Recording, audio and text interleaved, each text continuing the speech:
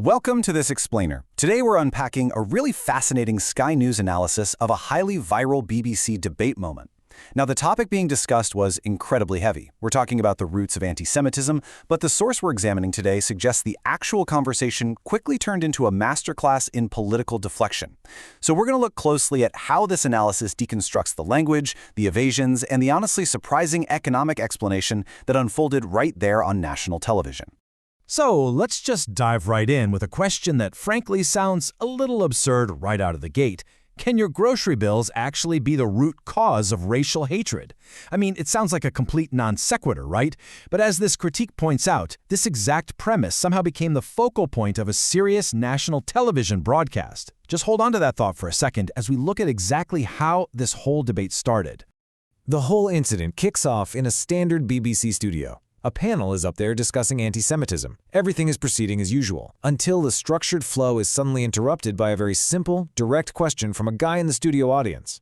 He just looks at the Green Party's deputy leader and asks, "Where is that hatred coming from?" The Sky News commentary actually describes this moment as the conversational equivalent of pointing straight at the proverbial elephant in the room and asking everyone to just acknowledge it. It wasn't hostile, it wasn't aggressive, but it immediately shifted the entire tension in the room. And what happens next is, well, a deeply awkward conversational dance. The commentator breaks it down step by step as this real-time exercise in deliberate political evasion. You've got step 1, the direct question is asked. Step 2, the politician tries to deflect. Step 3, the host actually intercepts to run interference. And finally, step 4, the audience member just stubbornly persists. It's a highly calculated routine, so let's dissect exactly how it played out. Stepping right into that interception phase, the BBC host Fiona Bruce chimes in and feigns confusion. She asks, "Do you mean from the general public or—" Now the commentator argues there is no way the host didn't know exactly what the audience member meant. Instead, she had to pretend not to know, specifically to protect the Greens politician from having to answer what is obviously a political landmine of a question. To actually acknowledge it, the source claims would just be too dangerous. Because the really crucial point here is that there seemed to be this unspoken agreement in the studio, hey, we will discuss anti-Semitism in the abstract, but absolutely no one is allowed to actually name where it's coming from. The analysis points out a really strange moral inversion happening in modern Britain right now, where diagnosis is treated as prejudice, while denial is dressed up as compassion. In this framework, simply naming a problem is somehow considered more dangerous than the problem itself. But, the audience member just wasn't buying the deflection. He held his ground.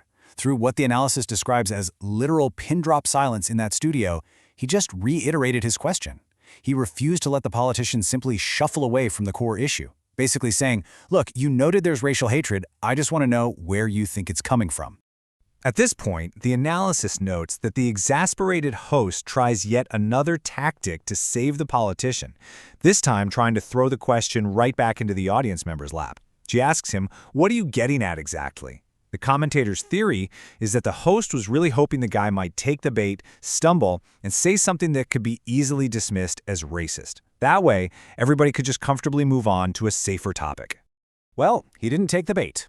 So, firmly cornered by his persistence, the Greens' deputy leader finally delivers her explanation for the rise in anti-Semitism. And incredibly, it was entirely economic. She blamed a disastrous economic situation, arguing that people are living in Ripoff Britain. She's citing rising household bills, unaffordable rent, eye-watering food costs, saying these things lead people to point fingers. So, rather than grappling with any sort of ideology or culture, the politician rooted the entire cause of racial hatred strictly in inflation and the cost of living. Unsurprisingly, the Sky News commentator calls this theory breathtakingly reductive. The analysis points out just how absurd it is to literally gesture at supermarket receipts instead of actually examining the individuals and ideologies committing acts of hatred. It frames this answer as an avoidance tactic that, honestly, almost achieves a kind of accidental brilliance in its sheer level of deflection. The commentator actually categorizes this specific tactic as the weather defense. The argument here is that if you can successfully frame hatred as a mere economic side effect, like a storm caused by high prices, it dangerously strips away all intellectual honesty and moral accountability. If it's just the economy doing it, well, it requires no moral confrontation. It just becomes the weather. It's unfortunate, it's unavoidable, and most conveniently of all, it's no one's fault. And this really exposes the incredible dissonance of using an economic defense for this kind of thing. On one hand, you're talking about severe, targeted crimes, like Jewish property being torched. And on the other hand, the supposed root cause being offered is, well, people are doing it hard right now.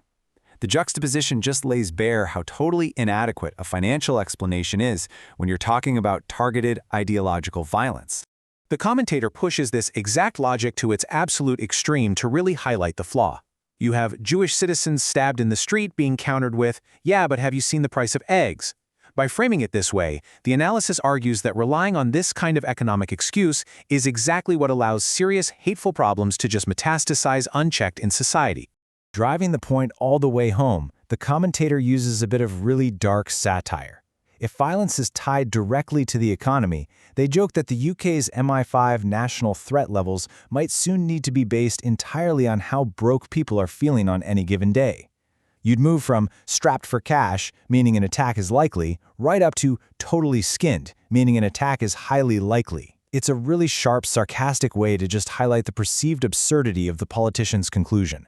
Eventually, back in the studio, the audience member does get the final word, and he correctly identifies exactly what we just watched happen, noting out loud that the politician was not prepared to pinpoint where it's coming from. The analysis actually praises him for recognizing in the moment that the politician had successfully executed the political shuffle, outright refusing to name the actual source of the hatred they were all there to discuss.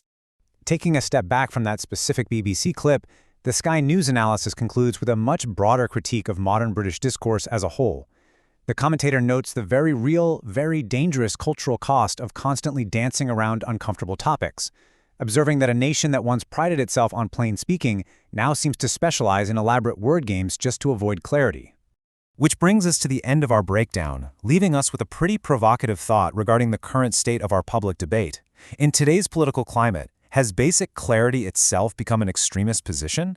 I mean, when simply pointing out the obvious requires a grueling battle against deflection and denial, it really makes you wonder how any of us can solve real problems if our leaders flat out refuse to honestly name them. Thanks so much for joining me for this explainer, and keep asking the clear questions.